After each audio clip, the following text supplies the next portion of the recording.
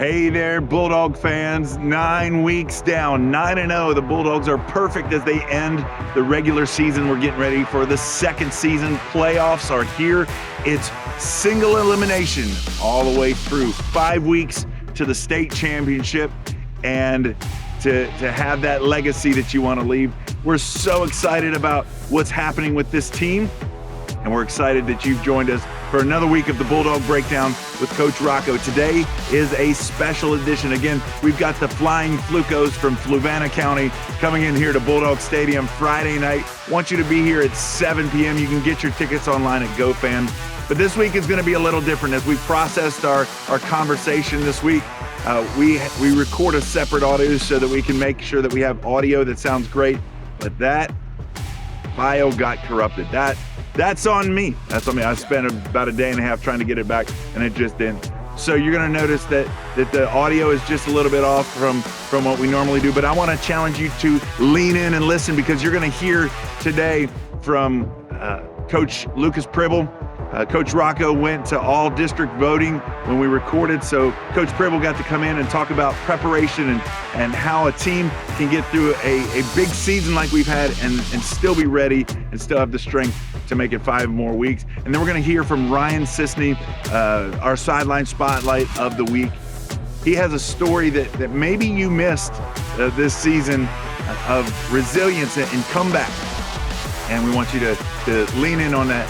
So just bear with us with the audio, lean into an incredible podcast this week, and we'll be back to our normal excellence next week. But until then, this is the Bulldog Breakdown. We're excited you're here. Stay tuned. All right, everybody. So here it is. Regular season is in the rear view. We don't want to look back too much, but we're going to look back a little bit today. That's all right. That's totally fine. We got to look at it's all about the playoffs now. But before we dive into that, we've got Coach Pribble with us today. He's going to give us the lowdown on the regular season wrap up and what's pumping up the team. Get it? Pumping up. It's straight down. I do dad jokes every week and they get worse all the time. Good old Mark.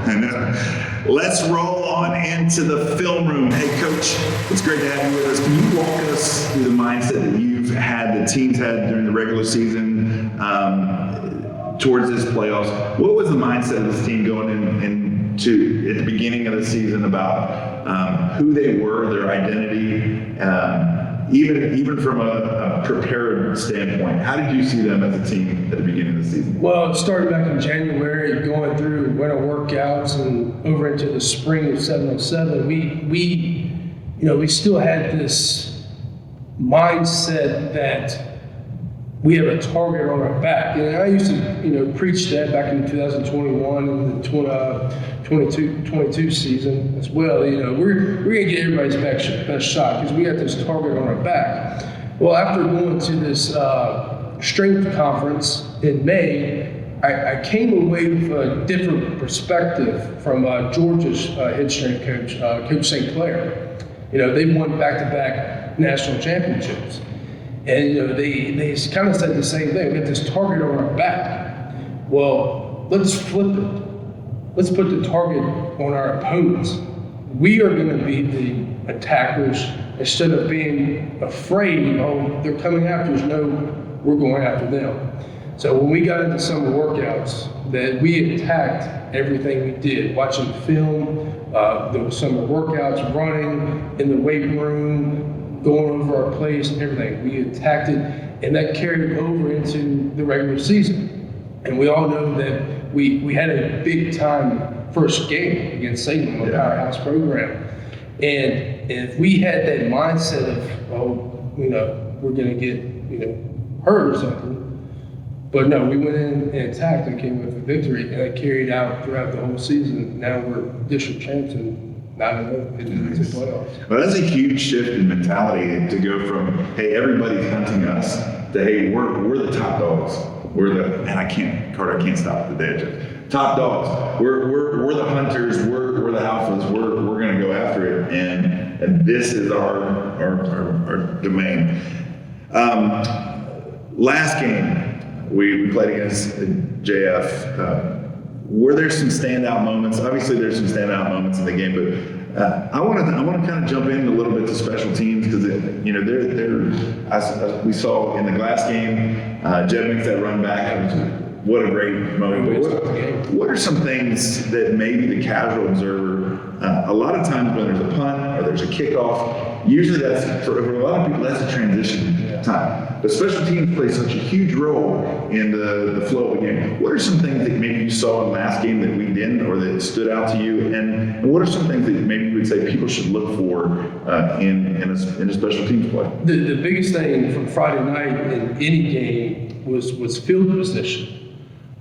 Making JF drive the field. Their offense is very good at holding on to the ball. So we had to make them drive the field, give our defense a little bit of a cushion. So, the very first kickoff, I think we pinned them down inside their 15. That's huge. You don't want the team starting at their own 45 or 50. And I think the biggest one that stood out to me was Dalton's punt. I think it was in the second quarter where we pinned them down inside the 10-yard line and forced them to change the field position. So that's always big. And in the kickoff, our first kickoff return was big because Jeb had a big one. If we got one more block, we probably could have took it to the house just like the last game. But field position is the biggest thing in special teams. And another big one a lot of people overlook is extra points. Kicking a field goal could be a difference in the game. And I think we've gotten to the point now where we're starting to feel comfortable, hey, we just line up and kick it. It's not always that way, but we're getting to the point where we're almost getting automatic at it. And it has to be that way because 1 point could be the difference in between winning a state championship and going home as runner-ups. Let's talk about strength and conditioning. We're at a point in the season where when I asked you to talk about the season, you started in January. Like that was your mindset because strength and conditioning are crucial, especially this late in the season. Tell me what it is that you guys do in January, February, March that makes this team have the endurance right now we're done the season, but we got a 5-game season ahead of us. Well, during that time of the period, January, I'd say to the end of April, a lot of kids are playing different sports. So our main focus during that time period is putting on muscle mass, trying to get bigger, trying to get obviously stronger. But at the same time, we want to keep our guys healthy through the season. So we do a ton of plyometrics, jumping at different angles and landing up, in different ways, and also a lot of flexibility. So that's our main focus at the beginning of the year. Well, we get into the summer, we really want to focus on the team coming together as a team. A lot of people think you just get in the weight room and just lift up. It's a lot more than that. It's about guys learning to struggle together, to fight together. And one of my favorite ways of doing that, we call it basic training. And I learned this from my mentor, Bill Gillespie at Liberty University, that basic training is the best way to get a team together. And it involves 5-second push-ups, burpees, jumping jacks, and mountain climbers. Some days we may only do 2 sets of 35. If we can't do it right, we may get up to 10 sets of 100 or something. So you have to learn to fight with each other towards a goal. Because if you don't learn to fight together come Friday night, you're not going to win. So that's one of the funnest things to watch the team grows in the weight room coming together. Okay, obviously you also have to put in the work to be smart enough to recognize what's going on. Okay, a lot of people overlook. Okay, misloading a bar may not seem like a big deal, but it is a big deal because it's detailed. Okay, you got to be detailed how, make sure you put the right weight on the bar, make sure you're doing the technique right so you can transfer over onto the field. Okay, I'm doing my job right in the field. I'm getting my block, I'm making my tackle, all that stuff. All that can culminate in the way you can develop that and have it translate onto the field. As a coach, it's going to wind up our time talking about the past a little bit. As a coach, what's that like when that clock strikes 0 and seeing those boys kind of erupt? Enjoy it. How does that make you feel having watched them, struggle through this whole season, fighting together like that? for me, I mean, it is one of the most rewarding things God has blessed me with. As a player, we never won a championship. I don't think we won it all. But anyways, but being from a coach's perspective, I mean, that's what you work for. You work to give these guys opportunities to have that moment, a moment that they will remember for the rest of their lives. No matter, 20 years down the road, as Coach Rocker said, this is something you want to remember. And they made those memories Friday night with the, hey, we beat JF for the Central District Championship right out. Yeah, they earned every moment Yes. of that celebration. Yes. It started back in January. Yeah, that's awesome. Well, guys, we have 9 wins and 0 losses. That puts us ready for the playoffs. We're going to come back in just a little bit. Before that, we're going to talk with one of the players that's been in the trenches when we come back with the sideline spotlight. All right, Bulldog fans, from strategies to true grit on the field, it's time to shift to the spotlight on the sideline for the guys in the trenches. We've had a couple guys from the trenches in the spotlight this year. We got a warrior today who's made somewhat of what I would call a comeback. Quick comeback, but a comeback for sure. Ryan Sisney snapping the ball with his left hand in the game, something I can't even imagine. Snapping it with his left, but he's doing it right. We've got Coach Pribble here hanging out with us to give us his 2 cents on this guy. Let's get into the sideline spotlight. Ryan, how you doing? I'm great. How are you? I'm good. Having a fun season? Yes, sir. Excited. A big win this week. Yes, sir. District champs. Yeah, district champs. How's the hand? It's going good, just taking it up every practice and just fighting through it because there's still a little bit of pain, but just always fighting through it. All right. So tell me something. We're going to talk a little bit about how you kind of overcame that. Tell me what happened to your hand. You're like one day just okay, and then I was in the middle of practice Tuesday, like 3 weeks ago. We were preparing and we did pass rush 101. My hands got chopped down and I landed like this, and a lot of weight came down, and I dislocated the bone up here, and then there's something going on in here with a bone in my wrist. So, wasn't really comfortable. doesn't sound comfortable. Coach, that put me in retirement right there. I'd be done. I'm out of work for weeks. Anything like that, it's a little scary. It's a little shocking to your system, but Ryan did a great job of overcoming that and still being a great teammate, still being vocal. But any injury like that is scary. Doing exactly what it is until you go get a doctor's opinion. So he did a great job. You go from snapping with your right hand to snapping with your left hand. I can't even imagine doing that. How did you manage to make that transition? How did you do that? Well, first when we were going with DC Glass, I didn't have a lot of time to get a lot of reps out. And then I worked over a little bit on the weekend. Then Monday started working more and more. And took some free periods every time I could get a snap in. I get a snap in. So it was just working really hard and getting repetition. Then as I did it more, I got confident with it, and I felt like I could get a good transition from doing originally this to doing this now, and I could get jet ball. So tell me, when did you know, or did you already kind of know, the moment you realized you couldn't go, Brady had to step in underneath the glass game, cross to him, and we were talking, that was a huge transition. But when did you know, hey, I think I can do this. I think I can snap it with my left hand and still play. I would say in practice is when, Monday I was a little rocky, I wasn't sure. And then, just doing it more, I started clicking a little bit better. I was like, I can do this. I can fight through it. I can help my team in the best way I can by getting back out there. So let's just talk about football a little bit. Everybody, it seems, has their motivation, like something that motivates them to play, gets them ready to play. What are some things that motivate you to play this game of football? A lot of it's self-motivation, and I just love being out here. And a lot of it's wanting to be better every single day, be better than the other guys in the country, and just coming out here and doing it all to my teammates. And a lot has to do with my dad played football, and I want to live up to that too and do the best I can in that area, and also give back to the school school, get back to the program, and do it all for God. So. You step into the spot where you realize you can't play the position that you've been doing all season.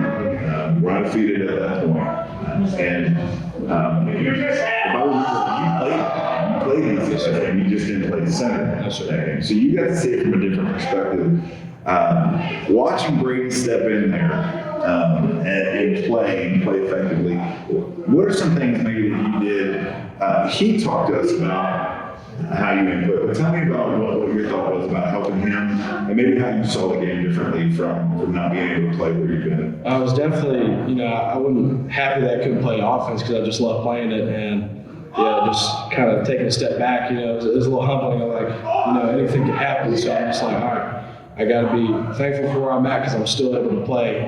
And so I decided, I was like, you know what, I got to do everything I can. So when Brady took the role, I was like, all right, I got to help him out with everything, make sure he's calm, cool, and collective when he's going in, taking deep breaths, and just getting him coached up. And if anything that he's seen, I can help him adjust real quick. So it was just playing in somewhat of a support role and doing the best I could there. One final thing, and then Coach. Well, actually, let me ask you this, Coach, because just looking at. You're always thinking health. You're always thinking how well-being and all this stuff. You see him. I mean, that's not a minor injury. He literally had a club on the side of his hand. You witnessed him switch from his left hand to the right.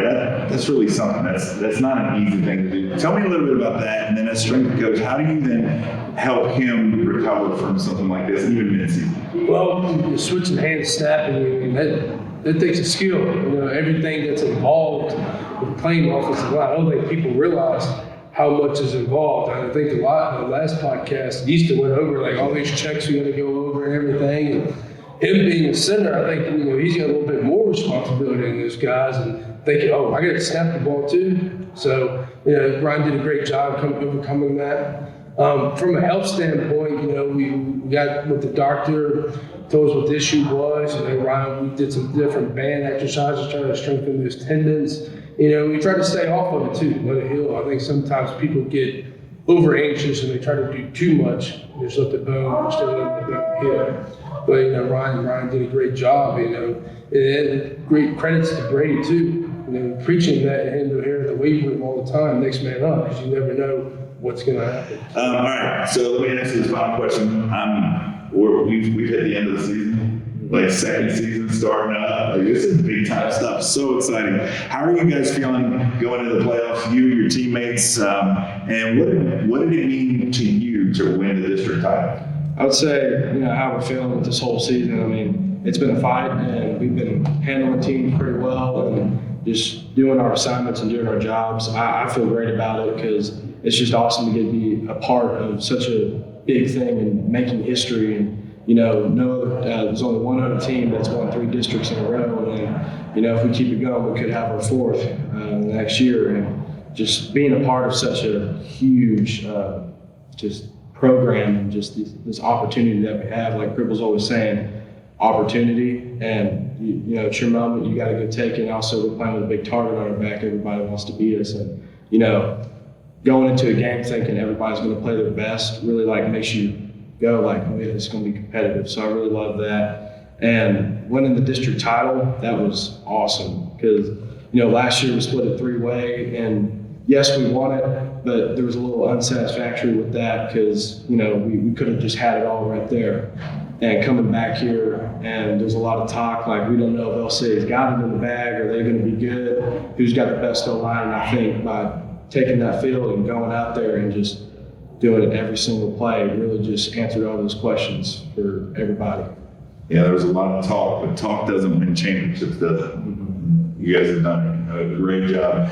Hey, Bulldog fans, I'm going to tell you something. When you come out to watch this guy play against the Flying Flucos of Fluvanna County this weekend, watch him as he's snapping the ball. You're still snapping with your left hand this week? I'm snapping with my right hand. You got the right hand. Keep an eye on that. Watch it. And pray for this guy, because that's a lot going on right right there. But also watch him on the defensive side of the ball because he gets in the mix and he causes all kinds of trouble. Hey, Bulldogs fans, give it up for Ryan Sisney, number 77. Thanks for being here today. Sure. Coach, you've seen this team evolve from the beginning. We're talking about January, first day of conditioning, all the way to being here at the end of this undefeated regular season, getting ready to go in there. What's the secret ingredient to the strength program that you've done to prepare this team for success? I know there's a lot of things, but what are some things that if somebody's walking in, what would you show them and say, this is what we do? That boils down to one word, and I would say that word would be discipline.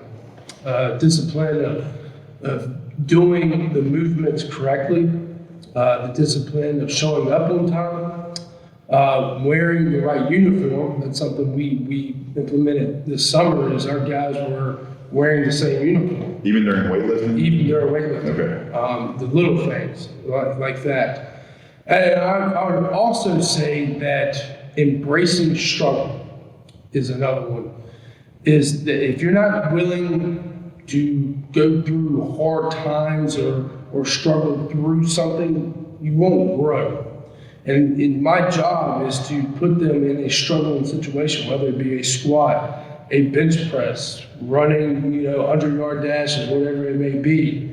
But they learn to overcome that. Okay, I can do this.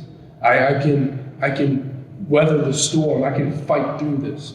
So those are the top two ingredients, I'd say, that have led us to being successful. It seems like sometimes, when the ball's being kicked off, sometimes it goes all the way to the end zone. And then sometimes we're intentionally, it's not an onside kick, but we're kicking it 15 yards, kind of pooching it up, whatever. What are some things that determine, what you're going to do? Like how do those things come about? Well, the biggest one is the weather. Okay. Which way is the wind blowing? How it's the ball for a kicker to kick it deep. But it's the feel of the game. And how they line up also determines it, whether or not we want to take a shot of a pooch, try to get the ball back. It really is more feel of the game. In certain situations, we love to pin them back deep and we make them start on the 20-yard line or back further. But it's just really the feel of the game, and also how Pettit feels, what he feels comfortable with. Nutrition. Let's talk about a little bit about that. Nutrition, rest, training, all that. What do you want your guys doing, like in that area? They're not out eating. The biggest one is rest. Yeah. A lot of these guys want to stay up and play Fortnite or whatever that is. I don't know even what that is, but they want to stay and play video games all night or text their girlfriends or whatever. But the biggest one is rest, in my opinion. The more you sleep, the better you can recover. Food-wise, you want to stay away from the fast food places and all that. High protein. My favorite is steak. If you can eat steak every night, I encourage you to do that. I love steak. And hamburgers, without the bread. I'm a burger guy. Man, give me a good burger. Yeah. Chicken, rice. Rice is good. Brown rice. Try to stay away from the white rice. And high in vegetables. Believe it or not, the more vegetables you eat, the better chances you have of protecting your tendons and your muscles. Mm-hmm. So a lot of green beans, a lot of salads and stuff like that. Wow. All right. So something that kind of looks a little bit past even the playoffs and the state championship.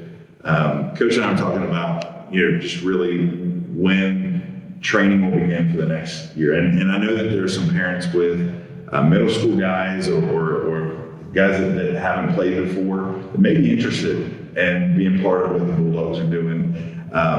For those inspiring to either improve their game, to become better, or to come be a part of the Bulldogs in the coming year, what would you offer them as a piece of advice on how to approach strength and conditioning to come in and be successful here? Three things. Work on doing pull-ups. Okay. Work on doing push-ups. And work on doing sit-ups. Okay.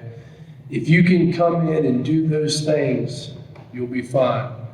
Having that base of strength will exceed you above, people that haven't done that stuff. And you'll see growth a lot quicker in learning the movements of weightlifting. That's awesome. Hey, look, moms and dads, and those of you that are watching this, I see a lot of guys walking around the halls of LCA that would be great on a football field. Pull-ups, sit-ups, and push-ups. Start them now, and then January. About the second week of January. Second week of January, we're going to hold a party because we're going to have 60 guys. I want 60 guys coming to hang out. That'd be great.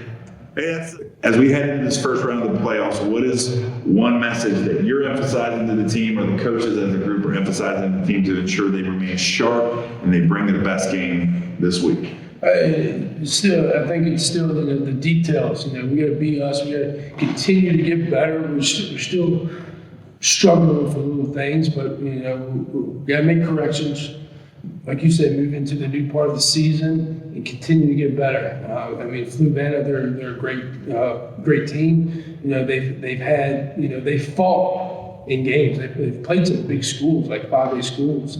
They've played them very close. So, when you're in the playoffs, there's a reason you're in the playoffs, and they're a good team, and we're looking forward to the challenge. Yeah, I saw they took a big team out of Charlottesville all the way to the end. Their final game, but could have gone either way, and shows that they've been in all the games that they've been playing and had some good wins. They have a lot of talent as well. Hey, Bulldog fans, want you to follow us on our socials. We are on Instagram, we're on Facebook, and yes, we are on Twitter, which is now called X. Follow us on X. That sounds so weird. We post all the updates about the games. We post pictures. Mia takes all these pictures of our week, and we'll post some of them there as well. But if you're away from a TV and you can't make it here, follow us on Max Preps. We update every scoring drive. Every drive, we'll let you know what's going on so that you can keep up with the score. You can cheer the Bulldogs on from wherever you are. And I believe that this week, since it is at home, it's going to be streamed as well on lcabulldogs.com. You can go there and watch it. Lots of ways to watch.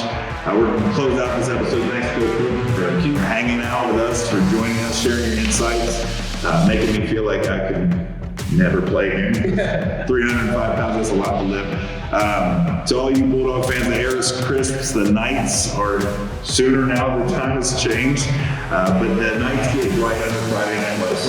Nothing like Friday night lights. Remember to show your support, wear your colors proudly, come and cheer on the Bulldogs team as we march toward a state championship. Until next time, keep the faith, cheer loud, and as always, go Dogs.